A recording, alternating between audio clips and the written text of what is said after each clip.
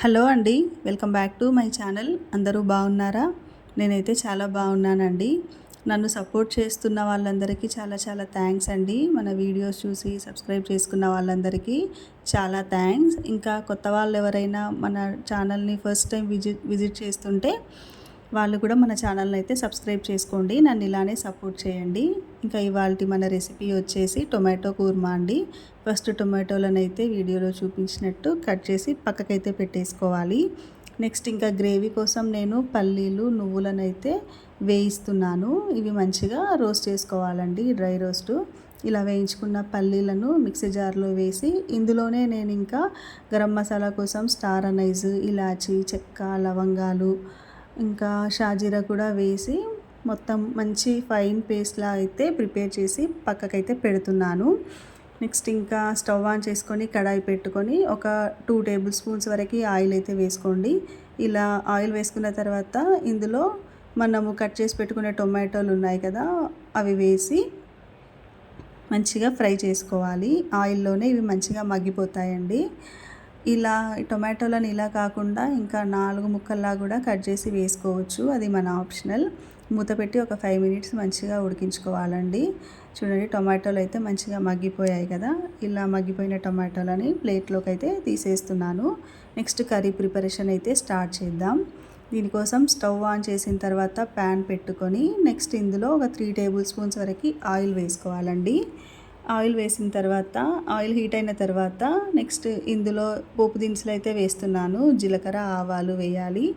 ఇవి కూడా మంచిగా ఫ్రై అయిన తర్వాత ఫ్రెష్గా దంచి పెట్టుకున్న అల్లం వెల్లుల్లి పేస్ట్ని వేస్తున్నాను. ఇలా అప్పుడప్పుడే దంచి పెట్టుకున్న అల్లం వెల్లుల్లి పేస్ట్ని వేయడం వల్ల కర్రీకి మంచి ఫ్లేవర్ వస్తుంది, మంచి టేస్ట్ కూడా వస్తుందండి. చాలా బాగుంటుంది టేస్ట్ అయితే. నెక్స్ట్ ఇంకా పసుపు, కరివేపాకు కూడా వేసి మంచిగా ఫ్రై చేసుకోవాలండి. ఇది ఇలా ఫ్రై అవుతున్నప్పుడు నెక్స్ట్ మనము ఫస్టే ప్రిపేర్ చేసి పెట్టుకున్న గ్రేవీ ఉంది కదా, ఆ గ్రేవీని అయితే వేసుకోవాలండి. ఇలా గ్రేవీ వేసిన తర్వాత మొత్తం గ్రేవీ అంతా ఆయిల్కి పట్టేటట్టు మంచిగా కలుపుకోవాలి.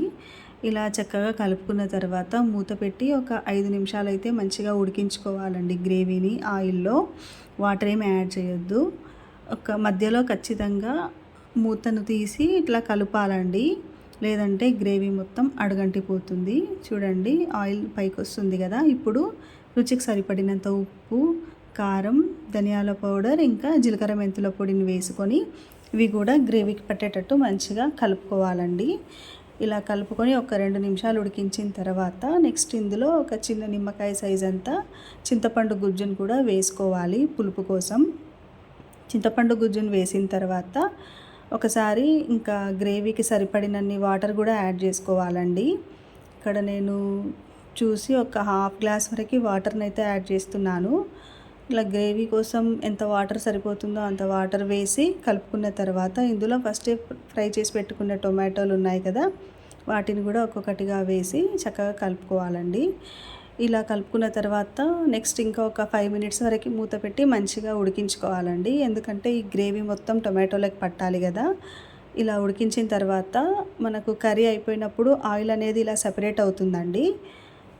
నెక్స్ట్ ఇంకా కర్రీ ప్రిపరేషన్ అయితే అయిపోయినట్టే. లాస్ట్లో కొత్తిమీరతో సర్వ్ చేసుకుంటే సూపర్గా ఉంటుంది టేస్ట్. ఇది రైస్లోకైనా, రోటీలోకైనా, ఎందులోకైనా మంచి కాంబినేషన్ అండి. చాలా బాగుంటుంది కర్రీ టేస్ట్ అయితే. ఇలా ఒక్కసారి ట్రై చేసి చూడండి.